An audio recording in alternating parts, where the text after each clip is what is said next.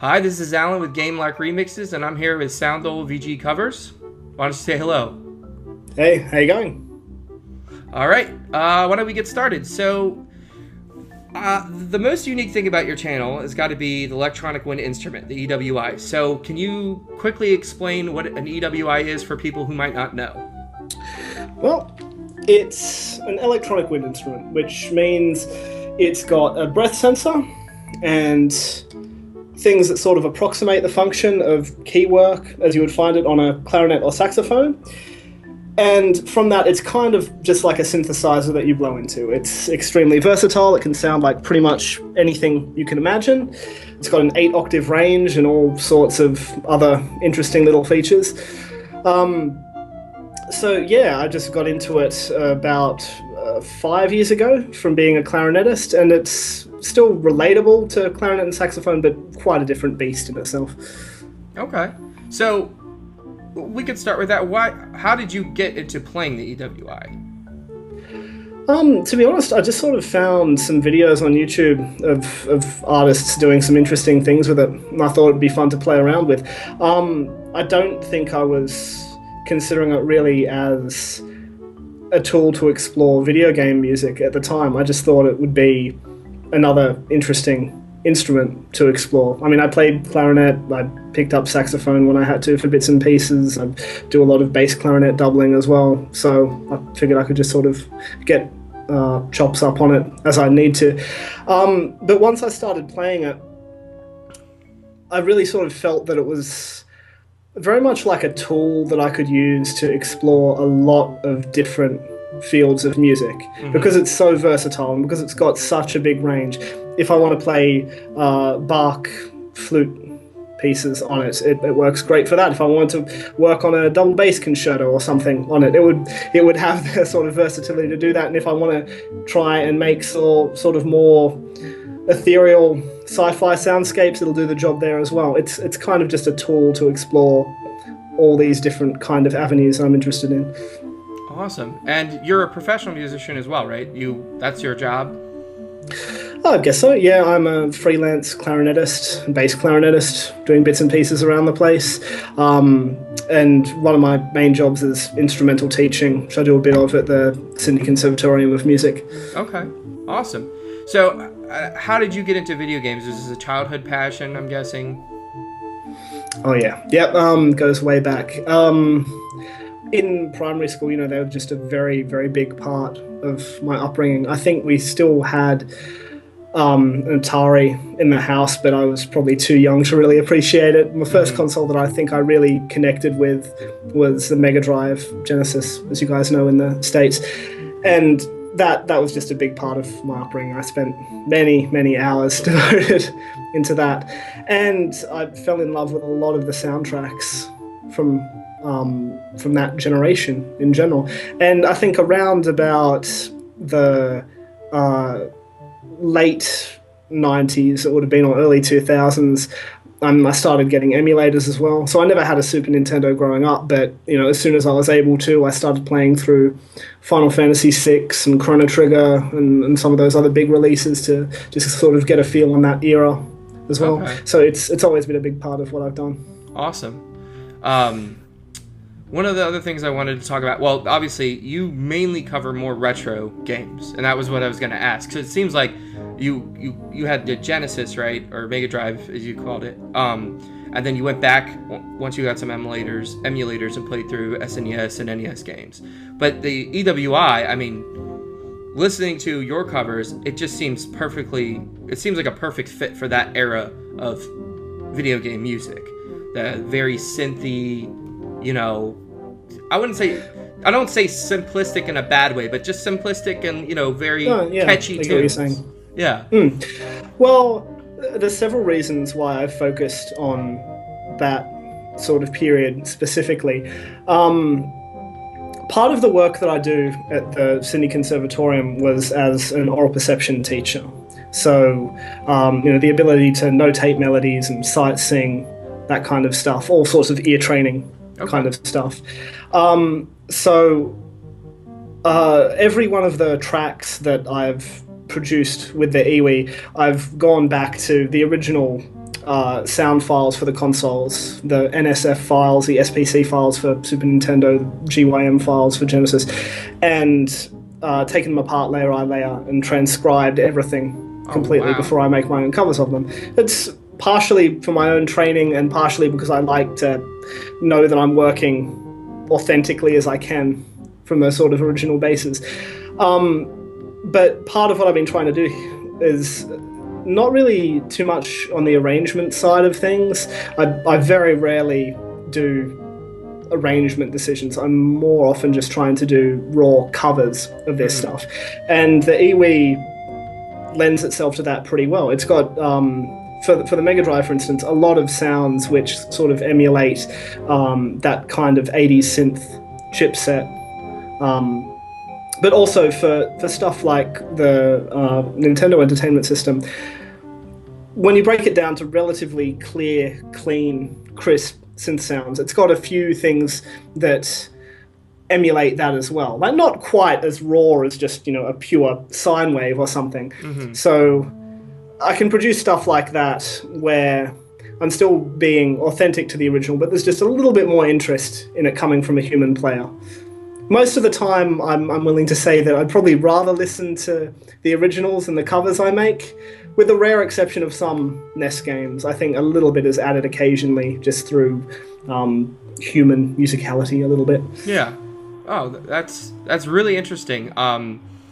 So you're saying some of these games you haven't played through, you just listen to the sound files, break it apart, and then try and replicate it, basically. It's pretty rare that I haven't played through these. For just about everything, I get the gameplay footage myself. Okay. And even if it's not something I'm particularly interested in, I like to have a bit of a playthrough stuff to sort of see how things work. Like earlier when I was talking to you, you brought up Golgo 13, which is not a game that I grew up with at all. It wasn't something that I was particularly aware of. I think somebody just suggested some tracks from there, or I came across them randomly, and there was just some really interesting writing that I thought would work, so I took it apart from there, and then went back and played the game and sort of saw how that worked in context. I think that's a really cool and detailed approach. It's kind of like I don't know, I hadn't heard of that before, but one other thing I want to talk to you about is you recently got a sponsor, the Console Explosion, right? Do you want to talk a little bit about that and your experience with that?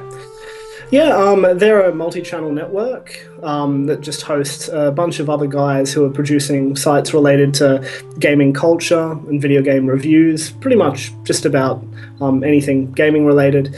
And they've been a great source for promotion and to just sort of be keyed into a network of similar thinking guys. Like, they're all very keen to sort of develop their own channels and develop each other's channels. Like, they always cooperate on a lot of larger projects that the Console Explosion is putting together, which is just really nice. It's nice to see that sort of camaraderie come together. Did they contact you, or did you contact them? They contacted me. Okay. Which was nice. I started, after a while, I started to get a handful of multi-channel network guys contacting me, and only a very few of those are legit. Like, you get people from, I think I got an Indian cooking channel that was really excited for me to be part of their network. Awesome. Wow. So maybe that would be a tip for people that are, starting to get more subscribers is be careful when you partner. Yeah, don't jump into the first multi-channel network you see. And these guys have been extremely good with just basing things around promotion. I earn practically nothing off ad revenue. It's like $2 a month. But there are some multi-channel networks that are just trying to grab up any and all content creators that they can to get a chunk of their revenue. The console explosion isn't taking any of my revenue. They're just all about cross promotion, really. Increasing exposure and stuff like that. Awesome. So I also noticed that you've done a couple collaborations, one with Triforcefilms and one with Motive Makes a Man. 3 with Motive Makes a Man. Oh, 3? Now. Okay. Yeah. Sorry. Yeah, can you talk a little bit about that? Your experiences with those 2 channels?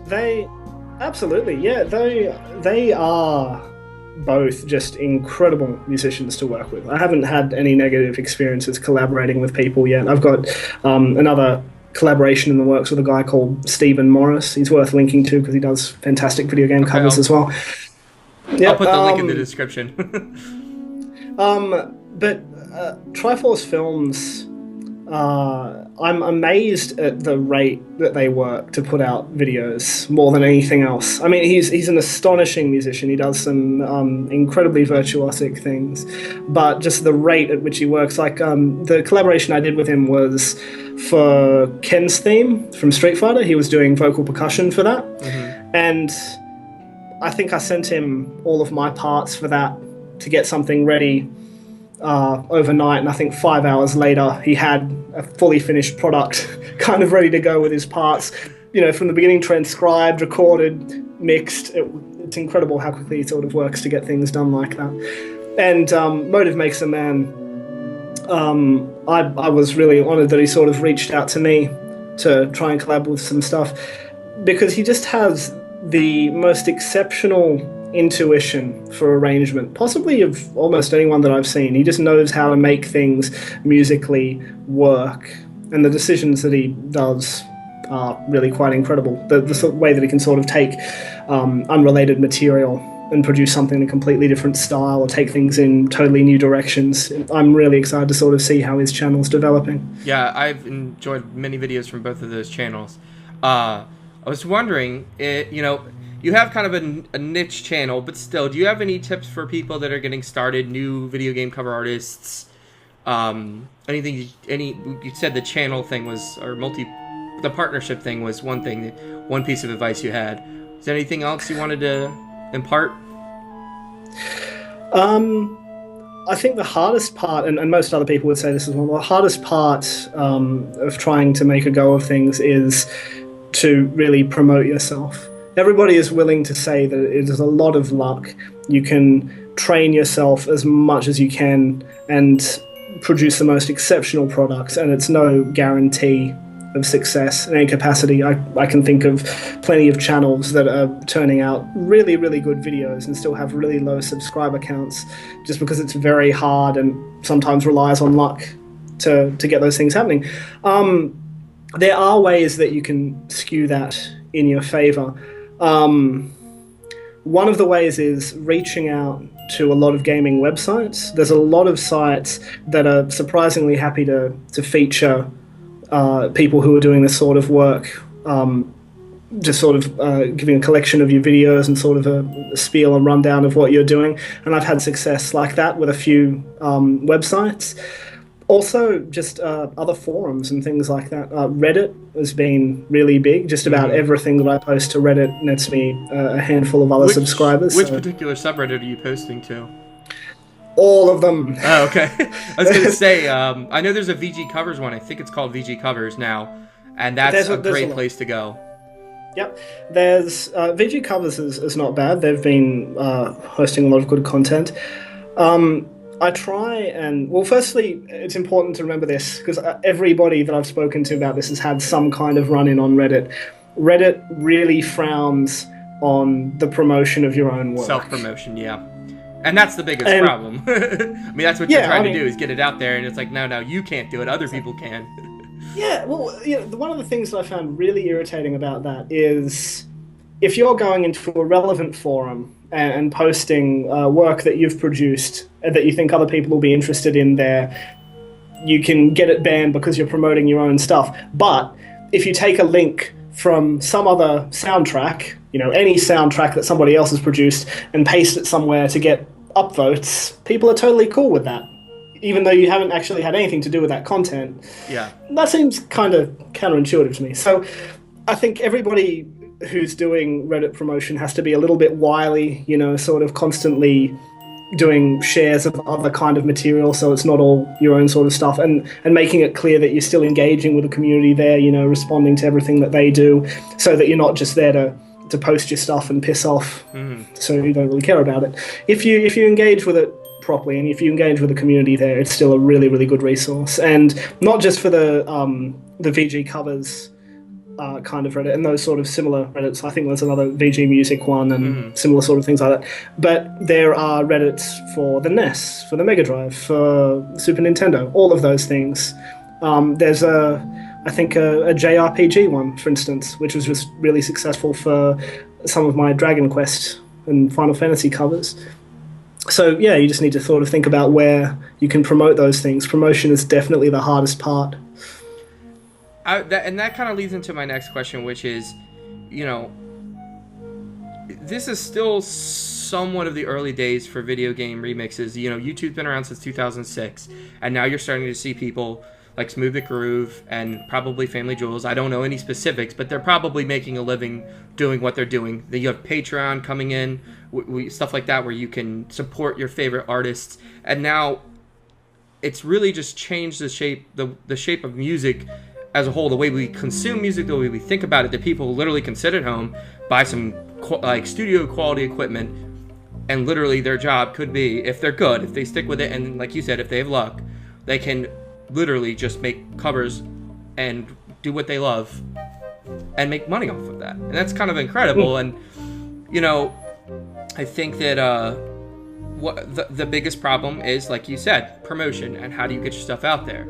So that's kind of why I'm doing what I'm doing, more or less, is that trying to create a place for people to come and find music and to share music. And I have to say, it's kind of easy for me because I can share other people's work, which gets me noticed and gets them noticed. It's harder for creators because, like you said, you're worried about self-promotion, and you can't always just share your music. You can't just be like, oh, check out what I did, check out what I did, check out what I did. Otherwise, you start to turn people off. So that's why collaborations are really important, and you've collaborated with several people, reaching out to websites. I think that this is all great advice, and I just think going forward, we're going to see, hopefully my channel continues to grow.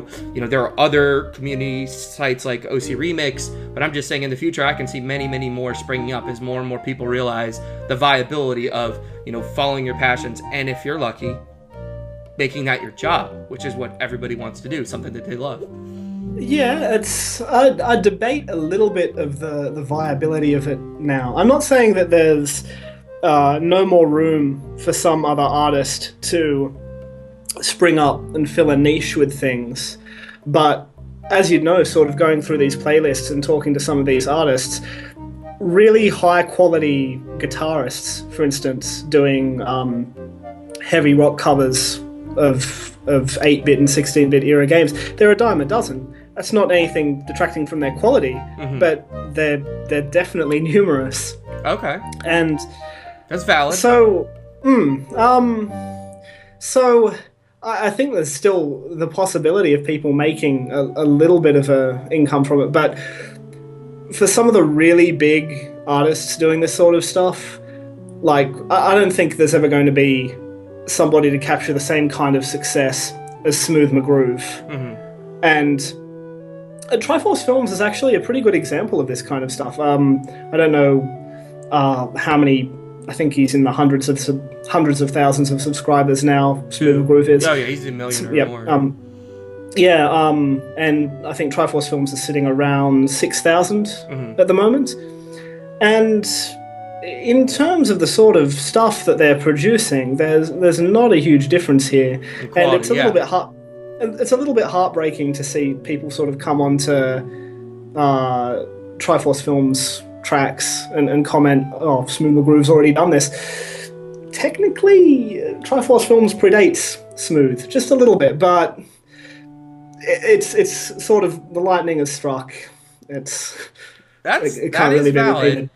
I think I won't disagree with that, but I think that most people that are doing this type of stuff, and I'm assuming yourself included, they're not too worried about the money. They're not too worried about making it into a major channel or into a living.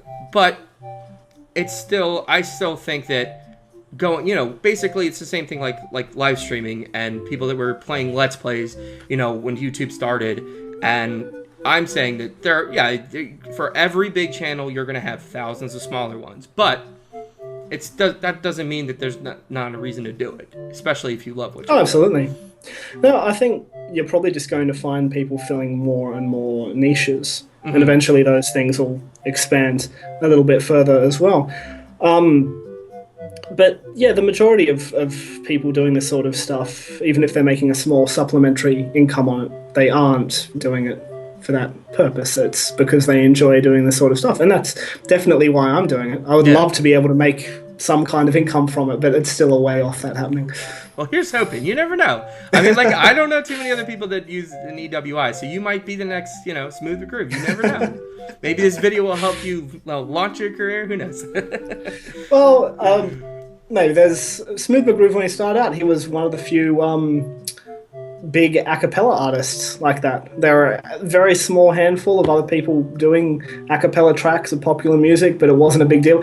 Now, search YouTube a cappella. Yeah. It has spawned a huge movement. I think there's got to be a lot of people there that were directly inspired by Smooth, myself included. I mean, that's partially why I've sort of thought, wouldn't it be interesting to sort of try and take this further like he's done. So yeah, I think that you have like the people that may not be the first ones to do it, but the ones that make it popular. Family Jewels is one of the people that definitely made it popular for guitar covers. I've talked to dozens of people that are like, oh yeah, he was my inspiration in Smooth the Groove for acapella. So you never know. There's still room out there. It's not everything has been explored. So anyways, thanks for taking the time and talking with me. Can you tell me if you're working on anything at the moment? Any other covers that are coming out? Absolutely. I'm working on a collaboration with, as I mentioned, a guy called Stephen Morris from a JRPG called Terranigma on the Super Nintendo. And after that, probably the next track will be something from Link's Awakening. Awesome. So if you haven't heard from first, definitely heard of that, I'm sure. All right. Well, make sure you guys check it out. And thanks for doing the interview. My pleasure. Thanks for having me. Thank you guys for watching, and I'll see you next time.